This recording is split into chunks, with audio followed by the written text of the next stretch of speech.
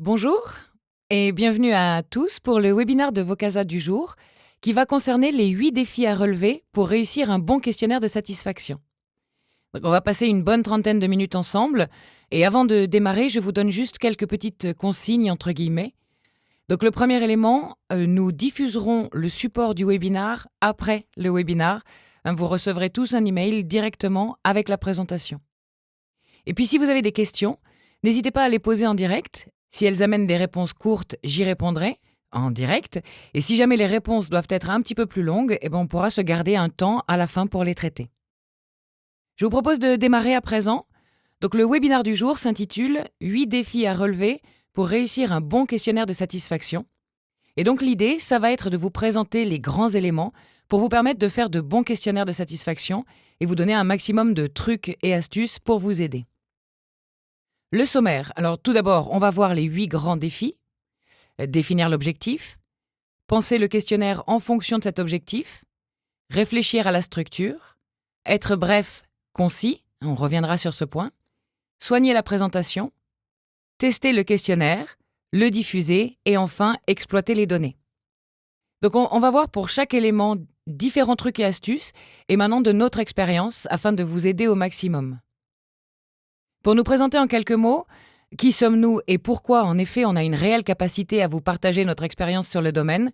Eh bien, tout simplement parce que Vocasa, c'est une société qui s'occupe depuis plus de 15 ans de faire des enquêtes, des questionnaires et de la satisfaction au sens large, avec plus de 300 clients et des bureaux présents sur Paris, Avignon et Grenoble. Notre activité tourne autour de ces métiers-là, qui sont de faire des enquêtes, de mesurer la satisfaction, de piloter l'amélioration continue tout en facilitant l'adhésion des équipes. Parce qu'on le voit, des enquêtes et des questionnaires qui tournent bien, la satisfaction qui tourne bien doit aussi embarquer des équipes directement. On va maintenant pouvoir attaquer ces 8 défis à relever, à commencer par celui qui semble le plus logique, mais qui est bien souvent oublié dans les enquêtes, c'est celui de bien définir quel est ou quels sont le ou les objectifs de votre questionnaire.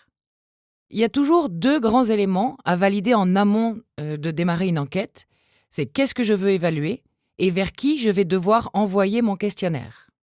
Ça, ce sont les 2 premiers grands axes avant de se lancer. Il faut bien réfléchir son projet. Il ne faut pas avoir peur de prendre un petit peu de temps parce que se lancer trop vite, ça peut entraîner des retards, finalement, dans la mise en production. Si on n'a pas envoyé à la bonne cible, on n'aura pas les bons taux de retour. Et donc, du coup, on perdra du temps, finalement, où on aura des résultats inexploitables. Il y a également 2 autres points importants. Ce sont, ai-je les moyens de répondre à mon objectif ? On va revenir sur ce point-là plus tard. Et enfin, les équipes peuvent-elles se rendre disponibles ? On va bientôt attaquer les congés d'été. Je veux lancer une enquête, je dis n'importe quoi, mais au 1er août. Or, l'ensemble de mon équipe est en congé les 15 jours d'avant. C'est peut-être pas le meilleur moment pour envoyer ce questionnaire. Tout simplement, donc, bien retenir toujours 2 grandes choses à vérifier. Qu'est-ce que je veux évaluer et à qui je vais devoir adresser ça, même si on reviendra sur le point des cibles un peu plus tard. Pensez le questionnaire en fonction de l'objectif. Là, il est important de se fixer des objectifs restreints. Généralement 1 à 3 objectifs par questionnaire ou par enquête. Parce qu'à vouloir remonter trop de choses, on va aller créer d'autres erreurs. Ça, de même, on y reviendra par la suite. Mais par exemple, de bons objectifs, ça peut être je veux augmenter mon Net Promoter Score. Ça, c'est un bon objectif si on mesure déjà son Net Promoter Score. Si on ne l'a jamais fait, ça va peut-être être de connaître déjà ma satisfaction générale. Je suis un service client. Je veux avoir un petit peu le ressenti des gens qui contactent mon support. Mon service client, mon call center, etc. Mais je vais peut-être aller mesurer ce qu'on appelle le Customer Effort Score, donc l'effort client. Tous ces sujets-là sont très importants et il faut toujours bien réfléchir vos indicateurs par rapport à l'objectif que vous visez. C'est évidemment primordial pour faire une bonne enquête et un bon questionnaire. Comme je vous le disais, on va maintenant creuser un petit peu. Il faut bien définir la cible. C'est vraiment le 2e point le plus important. C'est une étape qui n'est pas à négliger, évidemment, parce que de la cible et de la bonne définition de la cible va dépendre votre taux de retour, la représentativité de vos données et la bonne exploitabilité, du coup, de vos résultats. Je vais prendre des exemples un petit peu plus concrets. Vous n'avez pas trop défini votre cible et vous allez envoyer à tous vos clients qui vous ont acheté un truc ces 10 dernières années. Et bien du coup, votre taux de retour, il va en pâtir fortement. Parce qu'il y a des gens qui ne se souviennent plus de vous, parmi cette liste-là. Il y a des gens qui finalement n'ont peut-être rien acheté ces 5 dernières années. Ils sont peut-être pas très importants par rapport à vous et tout ce que vous avez changé. Vous ne vendez peut-être plus les mêmes produits ou vous avez resegmenté vos gammes. Tout ça sont des choses qui sont à prendre en compte. Même topo. Vous vous dites, je vais envoyer à tous les gens qui me connaissent. Et donc du coup, vous allez envoyer des questions peut-être liées à des clients vers des prospects ou alors vers des fournisseurs. Et tout ça, c'est primordial. Une bonne cible, par exemple, ça peut être les clients qui m'ont acheté quelque chose ces 24 dernières heures ou ces 3 derniers mois, etc. Ça peut être les visiteurs de mon site internet, etc. Ça peut être aussi mes collaborateurs. Ça peut être des fournisseurs. Ça peut être des partenaires. Mais il faut vraiment définir et circonscrire la cible. On a évidemment beaucoup d'impact, selon si on fait du B2B ou du B2C, par rapport à de la volumétrie. Et notamment quand on fait du B2B, sur peut-être très peu de clients, mais il est d'autant plus important d'avoir une base bien propre. Parce qu'en effet, en B2C, on peut envoyer beaucoup plus largement, ce qui ne sera pas le cas forcément en B2B. Il y a un deuxième aspect à prendre en considération, c'est le moment. Il faut bien réfléchir à cette étape-là pour espérer avoir de bons taux de réponse. Il faut définir le bon moment selon la cible envisagée. Là encore, je vais reprendre des exemples. Vous ne travaillez que avec des professionnels. Bon, si vous ne travaillez que avec des professionnels, c'est peut-être pas une bonne idée d'envoyer votre enquête le samedi ou après 18h. Par contre, vous travaillez avec des particuliers, une clientèle de particuliers, les enquêtes peuvent tout à fait être envoyées sur des phases plus longues. Ou même, vous travaillez dans l'hôtellerie de plein air, les campings, etc. Envoyer une enquête au 15 août, c'est peut-être très bon. Alors que quand on est une entreprise qui s'adresse uniquement à des clients professionnels, envoyer une enquête au 15 août, c'est peut-être tout sauf une bonne idée. Il y a également donc les jours, les périodes, mais il y a aussi les horaires qui peuvent jouer. Les horaires d'envoi peuvent être très importants selon votre activité. Là encore, il n'y a pas de règles ou de dogme là-dessus, ça dépend énormément des secteurs. Ça dépend énormément de votre entreprise et de vos habitudes aussi avec vos clients. En tout cas, ce sont des moments qui doivent s'étudier pour pouvoir envoyer des emails ou des SMS, etc. Il faut le faire au bon moment vers vos clients. Toujours, même à cette étape-là, évidemment, gardez en tête que l'objectif doit être votre leitmotiv tout au long du projet. Et à chaque étape, on va pouvoir se demander en quoi ça peut aider à répondre à notre objectif en choisissant la bonne cible et le bon moment. Nous, par rapport à tout ça, chez Vocasa, on a mis en place une méthodologie qui marche dans beaucoup de cas. Je ne dis pas qu'elle est à 100% vraie tout le temps, mais néanmoins, c'est une méthodologie qui fonctionne très bien pour bien faire un questionnaire. Donc là, on parle vraiment de bien réfléchir la structure de votre questionnaire. On a plus de 15 ans d'expérience dans le domaine. On a un recul multisectoriel, B2B, B2C également, qui fonctionne bien. Et donc, il y a 2 bonnes façons de faire les questionnaires. La première, c'est un mode en entonnoir, partir du général pour aller vers le particulier. La seconde, c'est de suivre un petit peu les éléments de parcours. Par exemple, un client, peut-être avant de devenir client chez vous, il doit aller sur votre site internet. Donc du coup, il faut commencer par les questions sur le site internet et pas sur la livraison du produit. Tout ça doit être pris en compte, évidemment. Donc généralement, on construit des enquêtes de cette façon-là. Une introduction, avec possiblement des questions d'introduction, pour donner confiance aussi au répondant en sa capacité à répondre, tout simplement. On attaque ensuite avec une question de satisfaction globale, donc sur l'ensemble des produits et services, complétée selon vos souhaits par une question ouverte. Ensuite, on va aller sur ce qu'on appelle la satisfaction par critère. Donc là, on va plus poser une question de satisfaction globale, mais ça va être une question de satisfaction par rapport au rapport qualité-prix, par rapport à la durée de traitement des services. Ce genre de choses qui est déjà un peu plus du particulier. On pourra aussi compléter par des questions d'identification. Et généralement, on finit par une question de Net Promoter Score, donc la question de recommandation, qui peut être, elle aussi, complétée par une question ouverte, pour nous donner des verbatims qui vont permettre d'avoir des éléments actionnables pour prendre des décisions, notamment. Donc ça, c'est le schéma, je dirais, assez classique et qui fonctionne très bien, d'une façon générale, pour tout type d'enquête. Après, forcément, si vous êtes sur les enquêtes collaborateurs, clients, fournisseurs, prospects, etc. Mais il y a quelques disparités, bien entendu. Donc là, on est sur un mode de fonctionnement assez général. Toujours dans la partie réfléchir la structure de son questionnaire, eh bien, c'est ce que je vous disais, bien répartir les questions dans un ordre qui va paraître logique, surtout pour votre répondant. Il ne faut pas que ça paraisse logique uniquement pour vous. Il faut que ça paraisse logique pour votre répondant. Et donc, ça peut suivre une notion de parcours client. Parcours client lors d'une visite. Par exemple, chez vous, comme je vous le disais tout à l'heure, un client, avant de devenir client, va d'abord visiter votre site internet.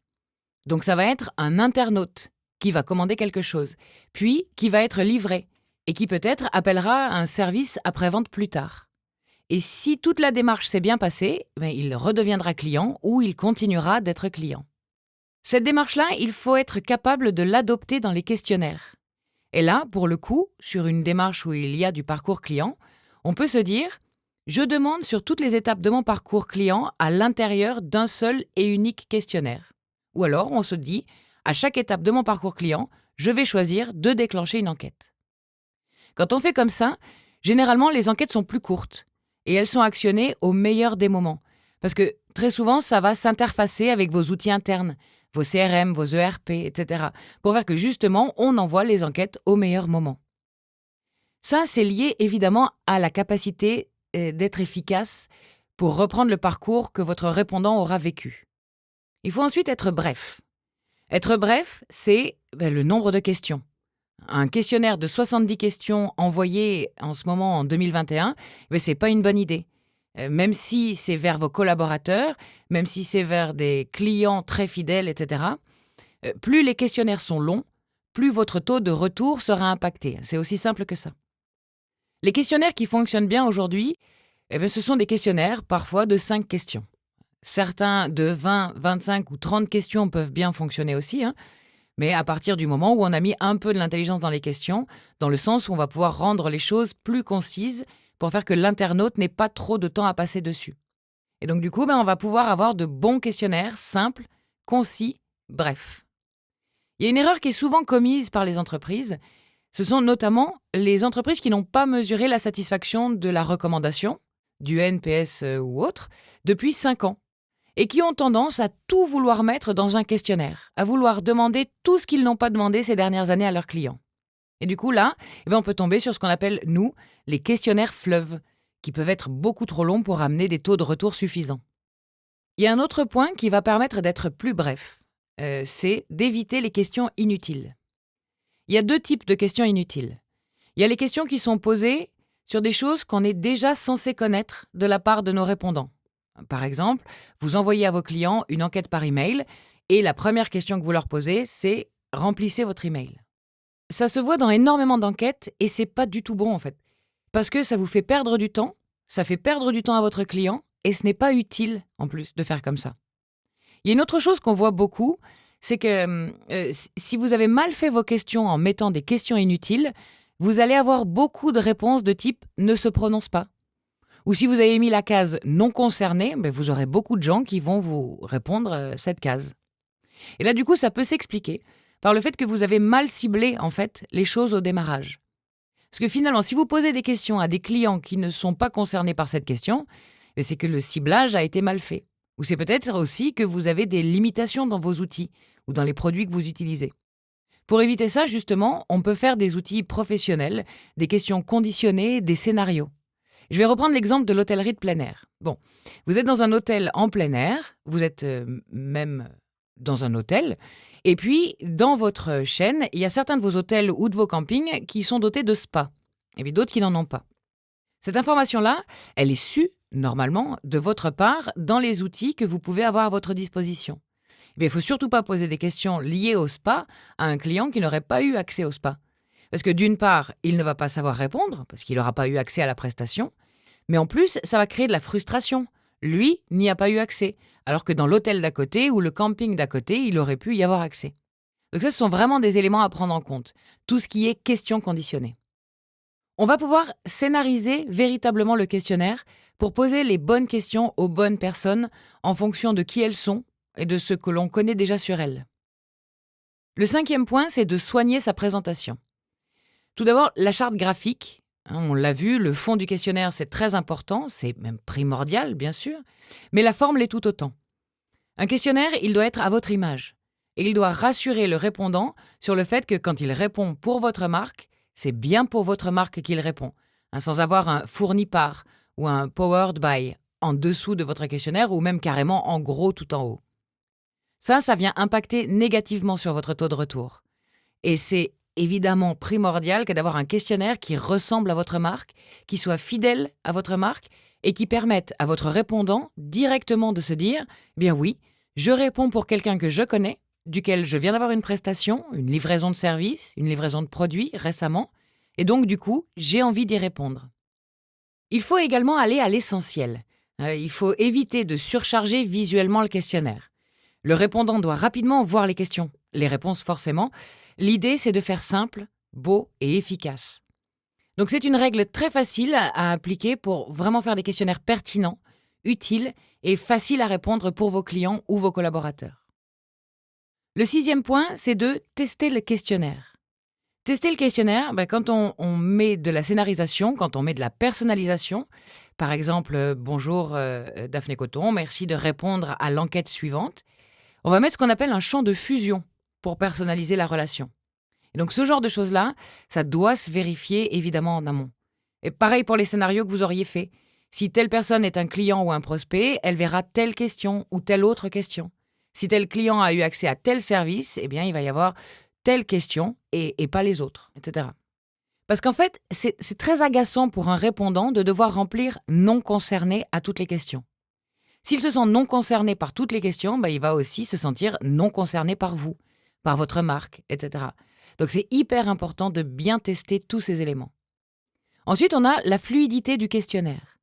Un questionnaire pouvant être trop chargé, avec trop d'images, avec trop de choses qui tournent dans tous les sens, ça peut ralentir tout simplement l'affichage et impacter là aussi le taux de retour.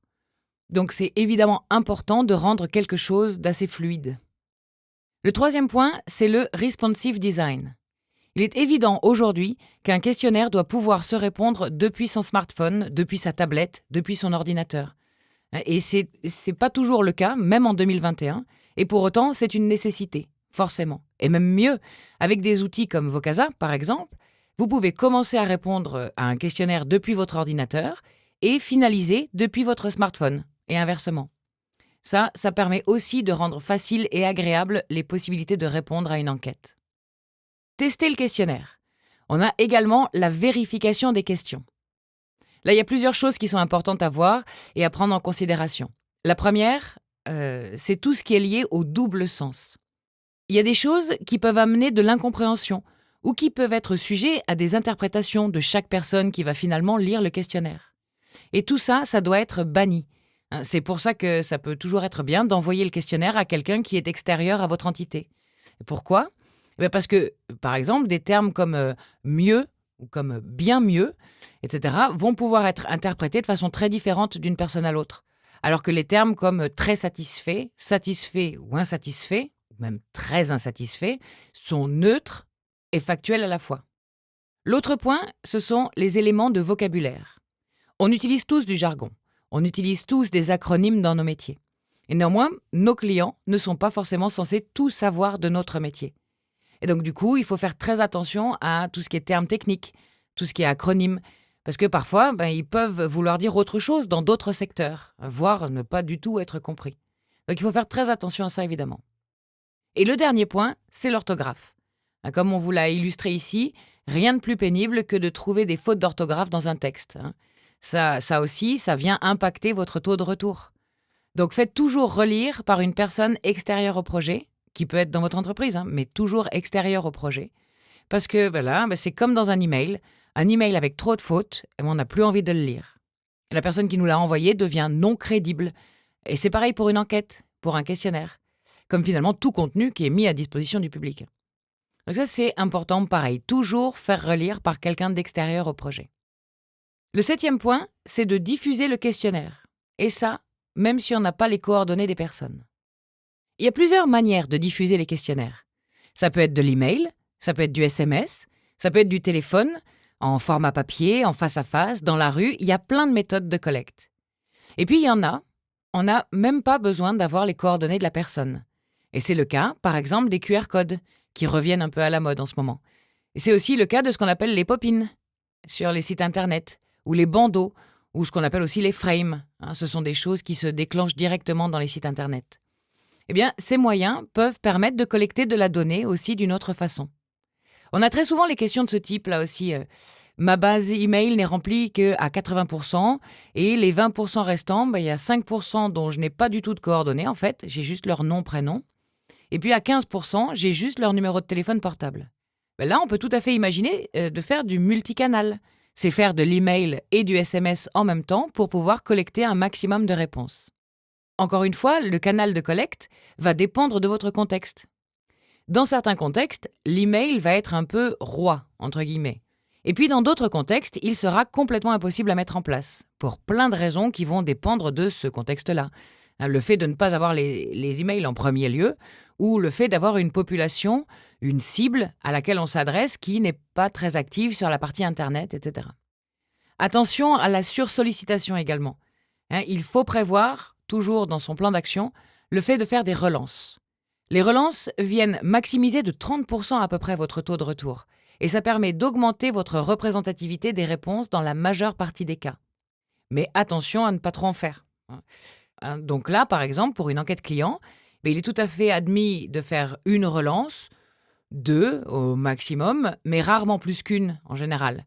Alors que dans une enquête collaborateur, on va peut-être pouvoir faire beaucoup plus de relances pour atteindre les 87% de retour ou des choses comme ça, qui peuvent être parfois visées par les directions ou les directions RH sur les domaines internes. Ce qu'on ne fera évidemment pas pour des clients.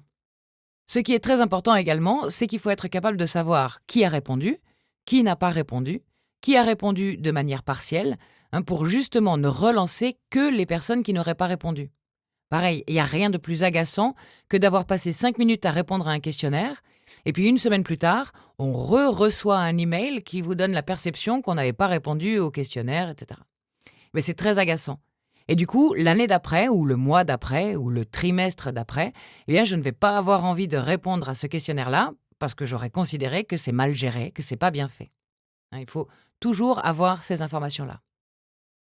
Le 8e point, c'est exploiter des données. Il y a un point qui est crucial dans les questionnaires aujourd'hui et dans la mesure de l'expérience client et collaborateur au sens large, c'est qu'il faut être capable de diffuser cette voix du client au sein de votre organisation. C'est essentiel.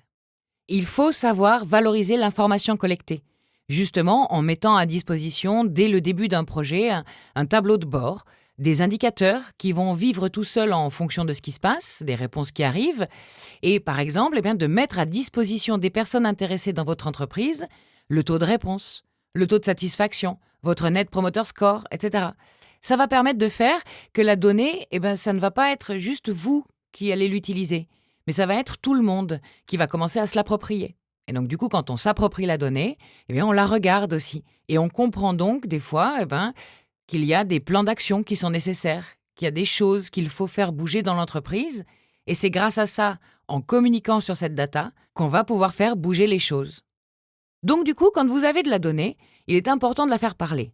Et comme cette donnée ne va pas forcément s'adresser qu'à des spécialistes de statistiques ou de mathématiques, il faut être capable de l'afficher de façon à ce qu'elle soit bien intelligible par tous, pour bien identifier justement des axes d'amélioration que vous pourrez actionner afin justement d'améliorer votre expérience client ou collaborateur. Et ça peut prendre la forme que vous voyez sur des graphiques déjà traités, qui vous donnent de l'information en plus, qui vous disent ce qui va et ce qui ne va pas directement, etc., par rapport à des objectifs justement qu'on se serait fixés. Donc voilà pour les 8 points et les 8 défis que nous voulions vous présenter. Je vous invite, si vous le souhaitez, à poser vos questions pour que je puisse y répondre directement. Si vous ne l'avez pas encore fait, n'hésitez pas à commencer à les écrire. Johan vous envoie également des petits livres à lire en plus qui sont directement consultables, avec notamment comment réussir des enquêtes de satisfaction client en 4 étapes ou ces 8 bonnes pratiques aussi que vous pourrez retrouver avec des liens directs. Alors, je vais regarder les questions. Donc, Hervé nous demande quel est le taux moyen de réponse à un questionnaire. Écoutez, je vais vous donner une réponse très simple, ça dépend. Ça dépend du questionnaire, interne, externe, B2B, B2C, prospect, client. Donc le contexte est très très important là-dessus. Pour faire simple, des bons questionnaires clients, de bons taux de retour pour des questionnaires clients, eh bien, peuvent être de 12% si vous êtes très éloigné finalement de vos clients. Hein, je parle d'une marque qui serait vendue, par exemple, dans un supermarché, sur lequel vous avez un écran. Eh ben, 12%, ça peut être très bon. Et puis, on a certains clients qui sont très proches de leurs propres clients, qui, eux, vont avoir des taux de retour de l'ordre de plus de 40%. Mais parce que, voilà, on parlait des campings tout à l'heure, on reste 3 semaines dans un camping, ben, on va plus avoir envie de répondre. C'est pareil pour les concessionnaires automobiles, pour les vendeurs d'automobiles. Comme l'achat est important, on a engagé une capacité financière forte, et ben, du coup, les taux de retour sont aussi plus forts. Plus vous vendez des produits à forte valeur sentimentale ou pécuniaire, plus vous aurez du taux de retour. Plus vous êtes proche de vos clients aussi, au fur et à mesure de l'année, et plus vous aurez des taux de retour importants. Je donne aussi souvent cet exemple-là, mais les cabinets d'experts comptables ont des taux de retour très très bons. Parce qu'au quotidien, évidemment, ils ont des échanges qui se passent entre le cabinet comptable et l'entreprise. Donc c'est pour ça que le taux de retour est très important. Ingrid nous demande sur quel échantillon faire un questionnaire client.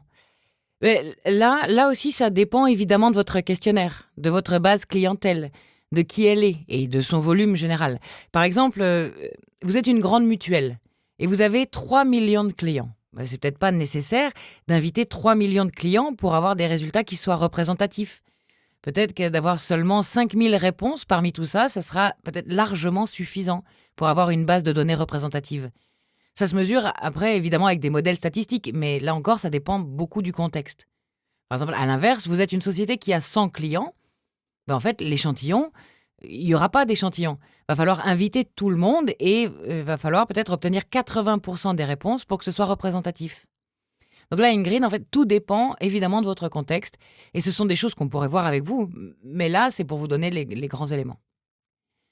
Alors, Marie-Claude nous demande comment inciter les répondants à se positionner, à commenter leurs réponses. Alors là, j'imagine que la question est liée au fait que les gens répondent aux questions ouvertes. Hein, alors vous ne pouvez pas forcément les forcer, hein, à insister en mettant des incentives, des cadeaux à gagner, des choses comme ça. D'ailleurs, sans aller sur ces notions d'incentive, il y a une première chose qu'il faut absolument bannir dans les enquêtes, c'est le fait de poser des questions ouvertes après chaque question fermée, pour commenter chaque question fermée. Et il faut le faire sur des éléments globaux. Hein. Donc, comme on l'a proposé dans notre méthodologie, après la question de satisfaction ou après la question de recommandation, donc le Net Promoter Score, mais il ne faut pas le faire partout. Les gens vont plutôt répondre à 1, 2 ou 3 questions ouvertes grand maximum. Après, ils ne savent plus quoi vous dire, en fait. Parce qu'il faut bien imaginer que, potentiellement, ils sont sur leur smartphone et que sur un smartphone, ce n'est pas forcément un clavier et on n'a pas forcément envie de faire de la grande littérature non plus. Donc, il faut savoir limiter le nombre de questions ouvertes. C'est vraiment super important dans les questionnaires. Et puis après, pour les inciter à répondre, c'est ce que je vous disais, il faut faire des questionnaires simples, jolis, qui représentent bien votre marque. Dominique nous demande, faut-il définir et donner un délai de réponse? Alors c'est mieux. Hein. Là encore, ça va dépendre du contexte. Sur des enquêtes collaborateurs, oui, il faut donner des délais de réponse et donner une date butoir. Mais parce que vous pouvez vous le permettre. Vous êtes dans votre propre entité. Sur des enquêtes clients, finalement, donc je vais toujours reprendre mon exemple de l'hôtel. J'ai été à l'hôtel tout le mois d'août. Et puis du coup, je reçois mon enquête au 1er septembre. Je vais peut-être avoir envie de répondre à ce questionnaire-là au 30 septembre parce que dans ma façon de fonctionner, moi, en tant que client, il me faut 1 mois pour me dire « Tiens, j'ai besoin de 12 mois et puis c'était comme ci ou comme ça ». Alors qu'à l'inverse, je vais peut-être répondre directement dès le 2 septembre, comme d'ailleurs la majeure partie des gens qui doivent répondre à un questionnaire. Donc c'est plutôt déconseillé, on va dire en termes de clients, même si vous, à un moment donné, il faut que vous mettiez une date de clôture en fait à votre enquête. Si c'est une enquête qui est plutôt un baromètre d'ailleurs 1 fois par an, il faut qu'il y ait une date de fin, qui soit claire, au moins pour vous en interne, et qui fait que le répondant qui vient de se connecter 6 mois plus tard, potentiellement soit il ne peut pas répondre du tout et on lui affichera une page disant « l'enquête est clôturée », soit il va y répondre, mais sa réponse ne sera pas prise en compte dans les analyses. Alors ensuite, nous avons Maël. Conseillez-vous pour les échelles de mettre un nombre de réponses pair ou impair et donc avec une case neutre? Là, il y a 2 écoles là-dessus. Ni l'une ni l'autre n'a raison ou tort, hein. Nous, on est plutôt à mettre, généralement, des échelles de 0 à 10 pour tout ce qui est grand KPI. Donc le CSAT, par exemple, ou le Net Promoter Score, puisque justement, c'est l'échelle du Net Promoter Score qui est devenu un peu l'indicateur phare. Et donc, quand on est sur une échelle de 0 à 10, ben, le 5, c'est une position médiane qui va être très diffuse parmi 10 autres choix. Par contre, dès qu'on rentre dans des questions de critères, comme je l'ai dit tout à l'heure dans la méthodologie, nous, on préconise plutôt de ne pas avoir de position neutre, en fait, pour forcer les gens à se positionner vers le plus ou vers le moins. Je pense, Maëlle, que si vous posez cette question, c'est que vous avez déjà dû faire des enquêtes. Et quand on analyse des enquêtes et qu'on se retrouve avec 75% des gens qui sont au milieu, ben, on ne peut pas faire grand-chose d'un point de vue de l'analyse, hein, d'un point de vue de plan d'action. Alors du coup, ben, on ne le préconise pas, voilà, sauf pour les grands KPI. Sophie, je souhaite réaliser un questionnaire pour avoir le retour du niveau de connaissance d'un sujet dans mon entreprise. Peut-on se baser sur les mêmes principes? Alors oui, mais c'est un peu particulier puisque vous parlez plutôt de ce qu'on appelle du test assessment ou du quiz. Et donc, on n'est pas forcé d'avoir une logique en entonnoir éventuellement, du plus simple vers le plus complexe, pourquoi pas. Mais on n'est pas tout à fait obligé d'avoir la même logique que l'entonnoir ou le parcours client. Sauf si cette base de connaissances est liée à un parcours salarié ou un parcours d'acquisition de compétences, auquel cas on peut se baser en effet sur les mêmes principes. On nous demande combien de temps faut-il considérer pour définir et lancer un questionnaire à partir de zéro. Mais ça va dépendre énormément de votre objectif, évidemment. Ça va dépendre aussi de votre expérience sur le domaine. Il y a des gens qui peuvent faire des questionnaires très rapidement parce que c'est dans leur habitude depuis très longtemps. Et du coup, on va pouvoir très vite rédiger des choses. Par contre, c'est vrai que quand on part de rien, ben, il faut bien se poser sur les 2 premiers éléments que j'ai dit au préalable, hein. Qu'est-ce que je veux évaluer et vers qui je veux envoyer cette évaluation-là? Tant que vous n'avez pas la réponse à ces 2 questions-là, mais c'est même pas la peine d'imaginer faire le reste, en fait, sans imaginer de faire de grossières erreurs sur le sujet. Nous avons ensuite Chloé qui demande: maximiser la e-réputation de l'établissement et outils de management des services pour améliorer l'expérience client, sont-ils 2 objectifs compatibles? Hein. Alors, tout dépend encore de ce que vous entendez par e-réputation. Parce que c'est un terme qui peut mélanger plein de notions. Hein, si pour vous, l'e-réputation, c'est vraiment votre réputation liée à tout ce qui est du domaine public sur Internet, c'est donc principalement tout ce que donnent les avis clients, eh ben, on peut le faire ensemble, hein, pour le mesurer ensemble. C'est-à-dire qu'à l'intérieur des enquêtes, on peut mettre des éléments liés aux avis clients directement pour ne solliciter qu'une fois votre répondant. Je ne sais pas si c'était le sens de votre question, mais en effet, quand on est sur un domaine du camping, ben, il est de bon ton de mettre tout à l'intérieur d'un même message et de ne pas envoyer d'un côté les avis clients et de l'autre une enquête. Parce que le répondant, lui, a l'impression de répondre à des questions au final, et pas forcément d'avoir d'un côté l'e-réputation et de l'autre côté la partie questionnaire. Heu, donc sur les différentes plateformes, par exemple TripAdvisor, Google My Business et cetera. Oui, alors donc là, même en fait, on peut utiliser les données d'enquête pour alimenter des outils comme Google My Business, TripAdvisor et cetera. Ce sont des façons de faire qui sont très pertinentes pour venir enrichir de façon très massive de la data, avec des vrais gens qui sont venus pour vous, là, dans vos campings. Je rappelle toujours, hein, pour mettre une note sur Google My Business, donc ce sont les étoiles de Google, pour ceux qui sont moins familiers avec ça, il n'y a pas besoin d'avoir été dans votre camping. Il y a juste besoin d'avoir un compte Gmail. Donc là, du coup, bah, ça va venir contrebalancer, puisque très souvent, les gens qui se répandent sur ces sites-là, ce sont des gens qui n'ont pas eu la parole autrement et qui viennent répandre leur mauvais avis sur ce qui s'est passé. Hervé nous demande: préconisez-vous de rendre public des éléments du questionnaire et pourquoi? Mais tout dépend du public qu'on vise, en fait. Est-ce que c'est un public interne ou externe? Ça peut être très intéressant, évidemment. Il faut bien savoir que dans toutes les publicités que vous voyez aujourd'hui, quand on vous dit 97% de nos clients sont satisfaits, meilleure enseigne, le meilleur service client de l'année 2020, etc., mais tout ça, ça repose sur des enquêtes. Donc à un moment donné, c'est l'information qui est rendue publique et qui est même rendue marketing pour le coup. Donc ça peut avoir un intérêt marketing et commercial, bien entendu, et puis ça peut même avoir un intérêt de réassurance pour certains de vos clients. Mais il faut faire attention à la façon de rendre l'information publique, hein.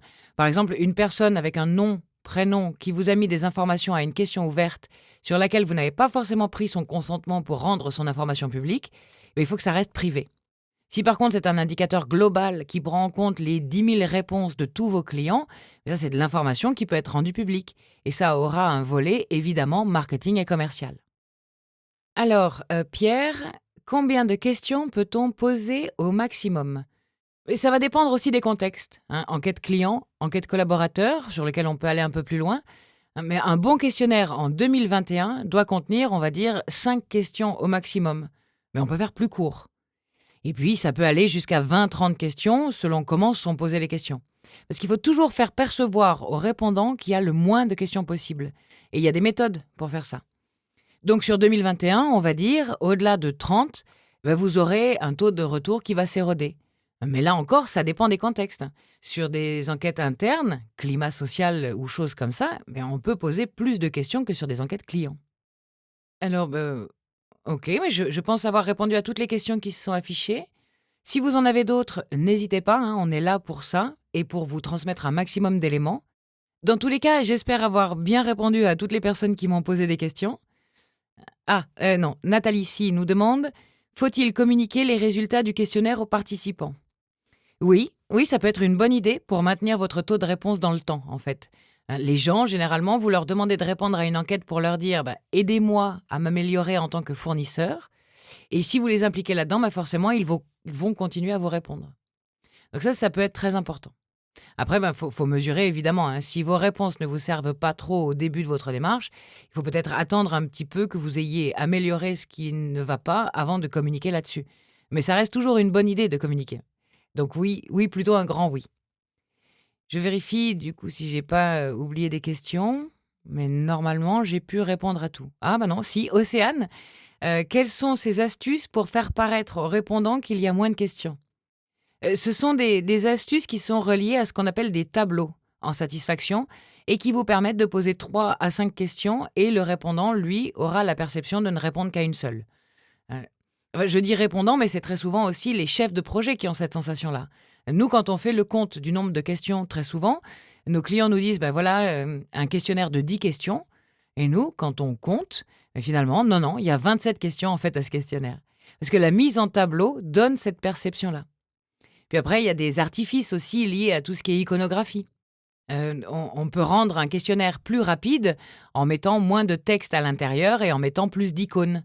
Hein, plutôt que d'écrire très satisfait, satisfait, etc., on va avoir une échelle d'icônes. Et ça va permettre à l'œil de voir et de comprendre ça en 2 secondes. Hein, parce que là où la lecture pourrait prendre 15 secondes à la personne sur ce même tableau ou sur cette même question, là, ça en prendra que 2.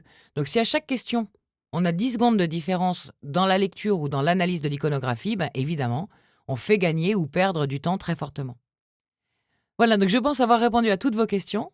Comme le disait Johan dans le chat, n'hésitez pas, si vous voulez discuter un petit peu plus en détail avec nous, on vous a mis nos coordonnées. Donc n'hésitez pas à nous solliciter, hein, si vous le souhaitez. Et puis, vous recevrez tous un email de notre part qui vous donnera aussi le PowerPoint de ce webinaire.